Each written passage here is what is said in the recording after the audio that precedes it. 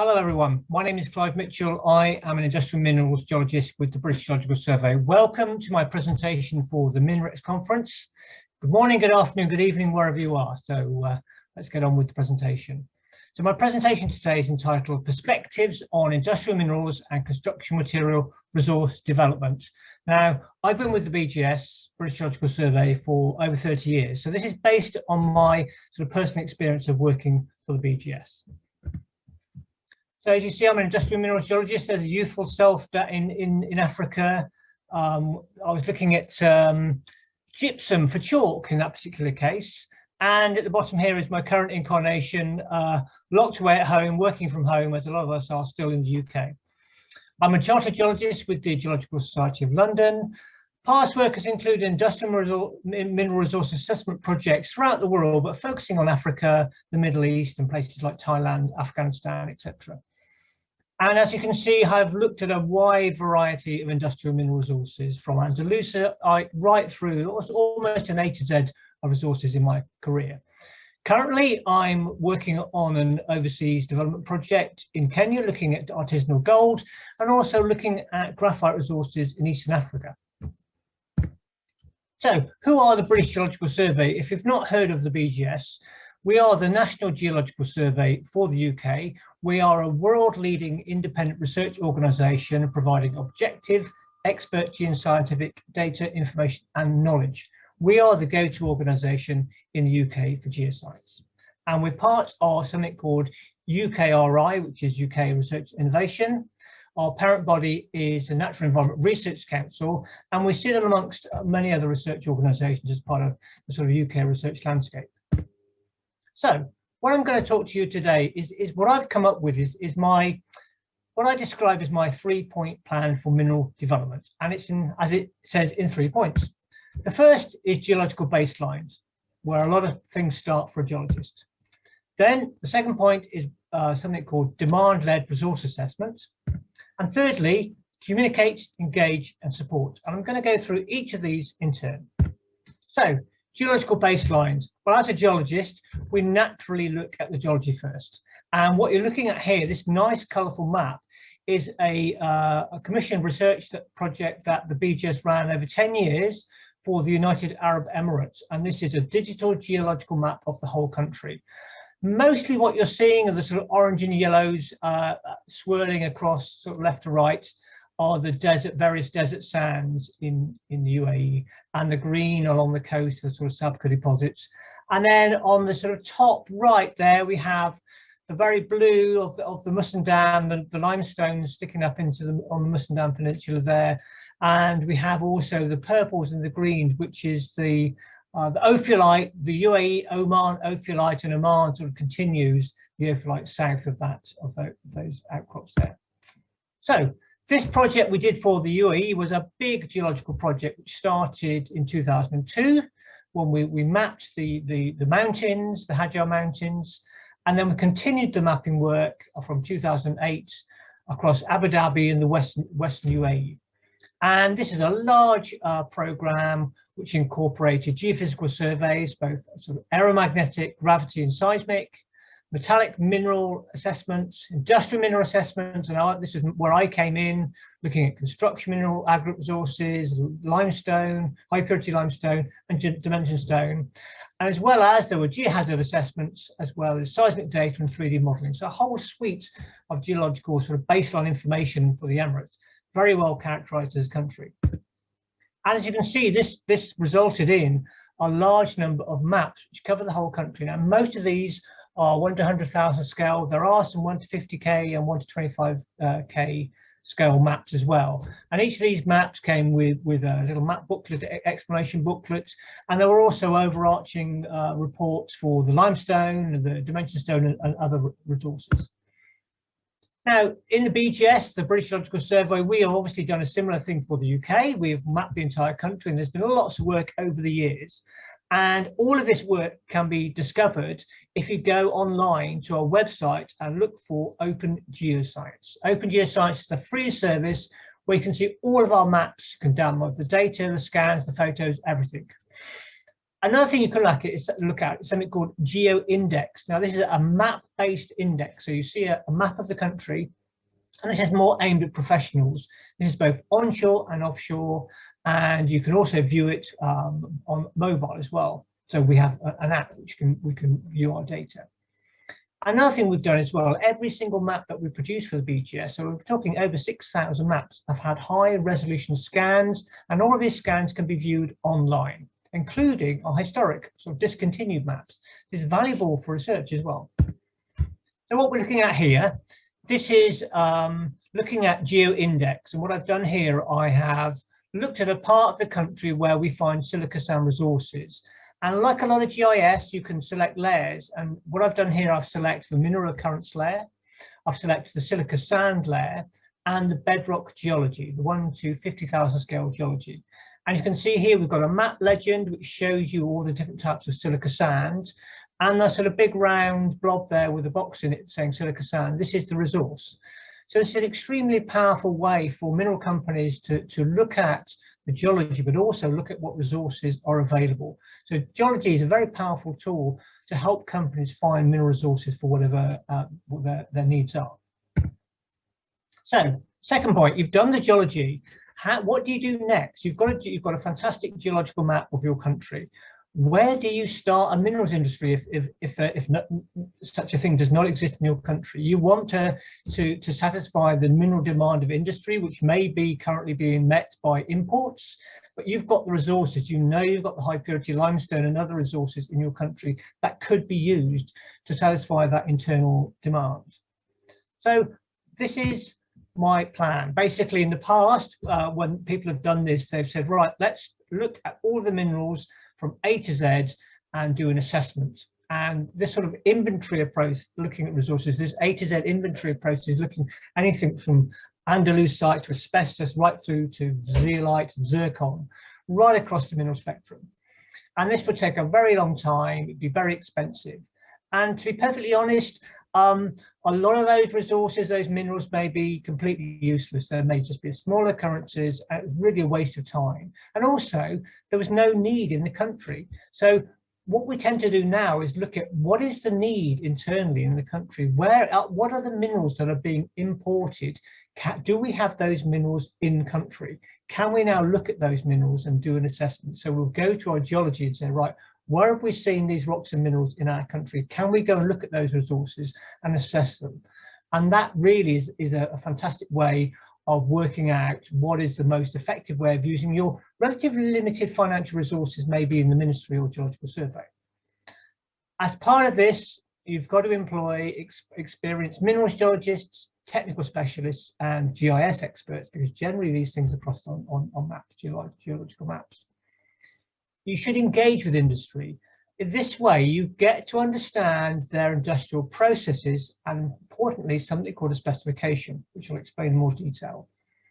And then you carry out a regional reconnaissance assessment. You're not doing a very detailed survey to start with. You want to just go to the areas, collect some samples of known mineral occurrences, and try and identify them based on that, the more high purity resources. So you carry out field work, and then to collect samples, take them back to the laboratory and test them. And you evaluate their technical potential as industrial raw materials using the information, the specifications that you discovered from industry. And then you may create something called a mineral occurrence database, or maybe even build on one that already existed.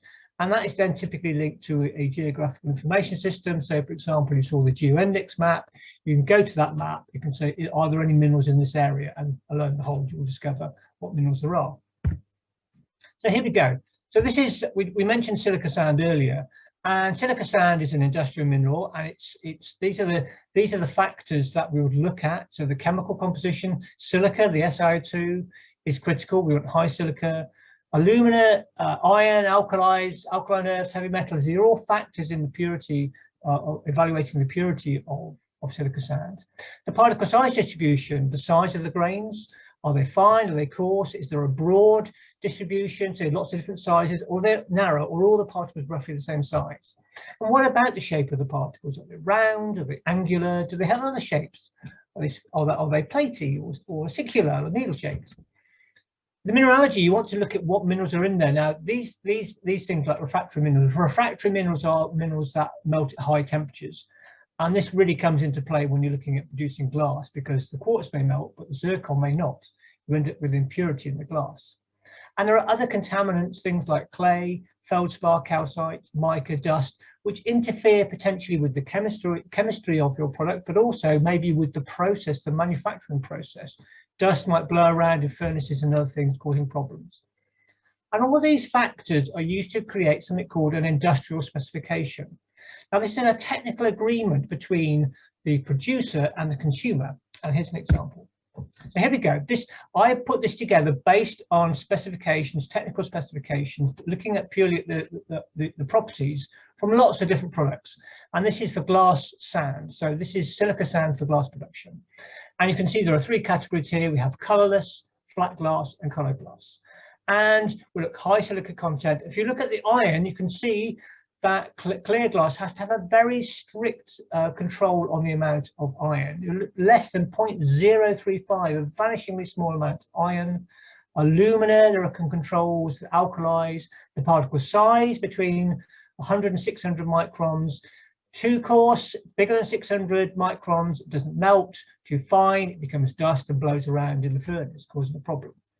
And the shape, it's said that angular shapes may actually enhance melting.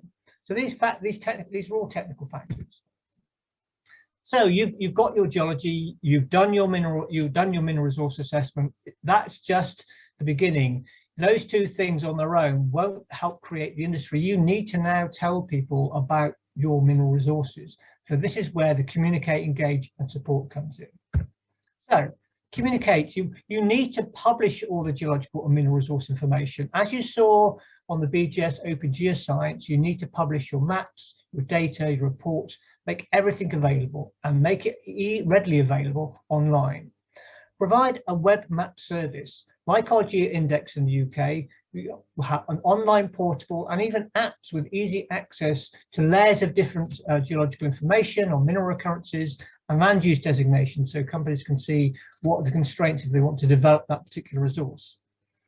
And then create online resources for investors to explain what this technical information means and provide everything that they need for putting together their investment plans, and also to help them develop their mining and quarrying operations. And as I keep saying, this all has to be freely accessible online. We call it open access at no cost and no barriers either. I mean, how many times have you been to a website where you need to create an account, put in a password? This is a barrier to access which may put off investors, and that's the last thing you want. If you want their contact details, rather than create an access barrier to the information, put an option for them to register for updates on news or information, like a newsletter, an e-newsletter by email. This is a good way of capturing their contact details of those interested, but then it means that they only have to do this once. But you can then use that email to remind them when new information is published online. So it actually works both ways. So it's a win-win for both you and the investors and other people interested in the geology of your country. And here's a really nice way of accessing information in the UAE. We as part of the work that we've done for them, we created something called the Geology app. This is mobile geology, and this is a free app that you can get on your phone. It's only an Android in the Emirates, unfortunately, at the minute, but it does enable you to look at the geology in country using the GPS on your phone. It will locate where you are. You can then query each of the colored polygons on the map here. This will then give you the information about the resource. In the UK, we produce something called iGeology. This is for Apple and Android. I think this one, Geology, isn't Android, it's Apple. But it's worth thinking about making these apps available for both Apple and Android, being the predominant operating systems for mobile phones. This is a very key way for people to access information now. Engagement, you've tried to communicate, you actually physically need to go out and speak to people. And one of the best ways to do this are at conferences and exhibitions and trade exhibitions and industry exhibitions. So, for example, in the Middle East, I've been working with my colleagues in the UAE at things like the mining show in Dubai, the Fujairah Forum, the Big Five in Dubai, and these are fantastic ways of displaying the maps and resources that you've created for the country, and also you then get to speak to potential investors, industry people, all sorts of people who are interested. And it creates a sort of two-way discussion. It also enables you to create contacts that are interested in resources. And if you have to then keep going back and you get an opportunity to maintain contacts. And then by email, which is a fantastic way of just staying in contact, you can then keep in touch with people. And they will then possibly then use you as a link to find out more information. And what I suggest you do is that if you have a website, is to put all the names and contacts of government staff and experts who are involved in mineral resource development. So if people are looking for information, they can contact people directly. And it's a very powerful way. This happens with me at the British Geological Survey. We have a sort of inquiry ethos where if someone contacts me, I will spend time to help them, provide them with information, point them in the right direction, maybe give them some ideas of where to look for the information they're requesting. It's a really powerful way of encouraging development of a country's resources. And the last part of this sort of communicate, engage, support is the support element. And I think this inquiry approach that I've just been talking about is very powerful. And if you do get an email, make sure you respond to it in a timely fashion. Don't leave it for a week or 2 weeks. Try and respond to it within a day or two. Something very quickly. I try and deal with these things the day that I get them, or at least within 24 hours. And try and be as informative and as helpful as possible in providing them with links and information. If they are really interested in your resources, they may want to come to your country. Try and host that visit for those investors. And then if they are interested, then facilitate discussions and meetings with other people, possibly with industry or other people in country. So in conclusion, my 3-point plan for mineral development. Geological baselines provide up-to-date geological line work and information via web map services and downloadable maps and reports. Adopt a demand-led resource assessment approach. This is a technical evaluation and data for industrial minerals available online as free maps and reports. And thirdly, communicate, engage and support. Freely accessible information and data, regular engagement with industry and potential investors, and an inquiry service approach. Thank you very much for your attention. I am more than happy to answer any questions that you have. Otherwise, you can contact me. My email is on here, cjmi@bgs.ac.uk, or you can follow me on Twitter @CliveBGS, where you can also ask me questions. I'm more than happy to get in touch with you. Thank you very much for your attention, and I look forward to either meeting you in the future or receiving your questions now. Enjoy the rest of the conference. Thank you very much. Goodbye.